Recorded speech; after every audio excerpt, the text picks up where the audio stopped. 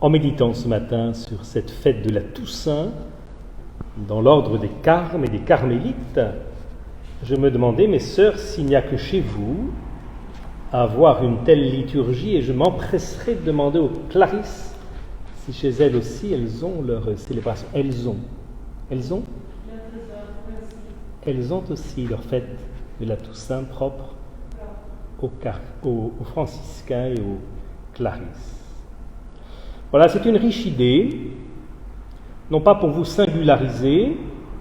mais peut-être pour prolonger cette fête du 1er novembre, fête de la Toussaint,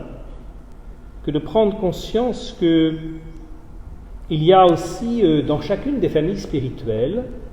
et probablement dans chacune de nos familles humaines, tous ces saints anonymes. Ça veut dire des personnes, à la différence des saints reconnus, des personnes dont on n'a pas retenu le nom anonyme, qui sont certainement une multitude, une foultitude, et l'on aime à se rappeler. J'avoue que j'ai beaucoup de bonheur toujours à revenir à cette exhortation apostolique du pape François sur la sainteté, où il nous rappelle que la sainteté, pour nous, c'est passer peut-être par une grand-mère, quelqu'un de très proche dans nos familles. Bien chez vous aussi, la sainteté, elle est passée par une foultitude de gens, et elle passe par vous, j'en suis certain, cette sainteté du Seigneur, mais à travers des personnalités qui n'auront peut-être pas un nom qui sera connu éternellement. Dans l'humilité de la gloire, nous nous reconnaîtrons. Et alors le pape a cette reprise d'une parole de sainte Thérèse Bénédicte de la Croix, qui nous dit ceci: « Certaines âmes dont aucun livre d'histoire ne fait mention ont une influence déterminante au tournant décisif de l'histoire universelle.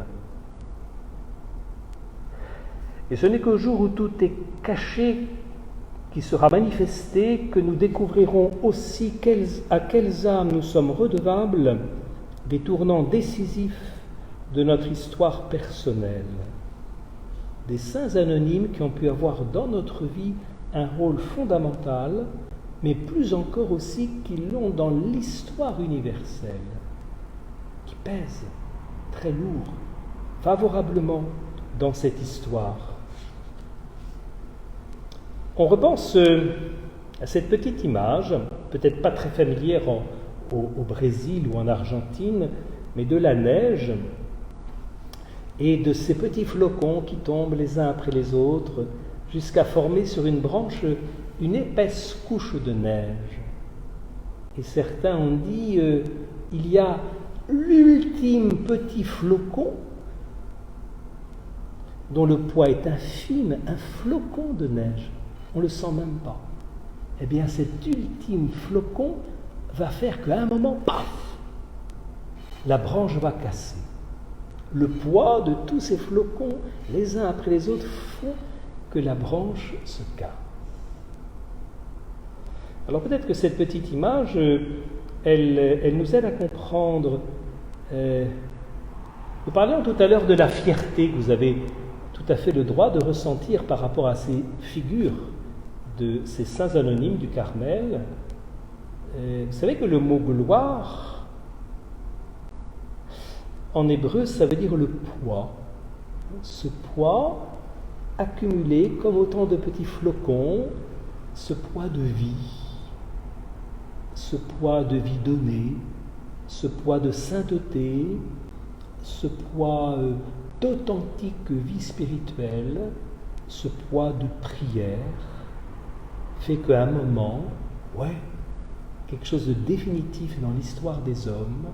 ou dans notre histoire, se joue à travers ces saints, et en particulier aussi les saints anonymes. Dernier trait peut-être que nous pourrions souligner ce matin, et l'évangile qui est retenu aujourd'hui comme le 1er novembre nous invite à le souligner, c'est que cette sainteté, ce poids de vie, c'est bien dans la ligne des béatitudes qu'on le découvre, puisque les béatitudes révèlent des traits de la sainteté de Dieu que le Christ a d'abord manifestés, et c'est parce que lui les a vécus qu'il nous invite à notre tour à les vivre avec lui, que ce soit cette humilité, cette pauvreté du cœur, cette douceur, cette grande sensibilité à l'autre qui fait pleurer,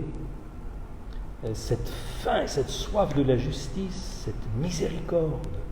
cette pureté du cœur, cette passion pour la paix qu'il a fait construire, et qui peut aller jusqu'à se laisser persécuter pour cette justice. Voilà tous ces traits-là qui ont été vécus par le Seigneur et dont on retrouve peut-être chez ces saints anonymes du temps où ils étaient dans la vie avec les autres, des reflets, des signes, l'un ayant peut-être plus illustré cette pauvreté du cœur, ou ce sens de la justice, ou cette construction de la paix. Voilà, chacun d'entre nous est, à la manière de ces saints anonymes, invité à vivre ce charisme peut-être plus particulier d'une béatitude, qui nous fera peut-être nous rendre compte que par ce trait-là, plus particulièrement, nous avions en nous l'expression d'une ressemblance avec le Seigneur. Toujours est-il qu'il faut être nombreux, foultitude,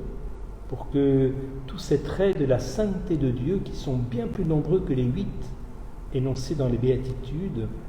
puissent se refléter à travers l'humanité. Il faut des milliers, des millions, des milliards d'hommes et de femmes pour que les différentes facettes de la sainteté de Dieu soient, au jour où ce qui est caché sera manifeste, ce jour-là nous découvrions les traces de la ressemblance de notre humanité avec Dieu, puisque c'est pour cela que nous vivons, être image et ressemblance ensemble, car il faut être foultitude, image et ressemblance de Dieu.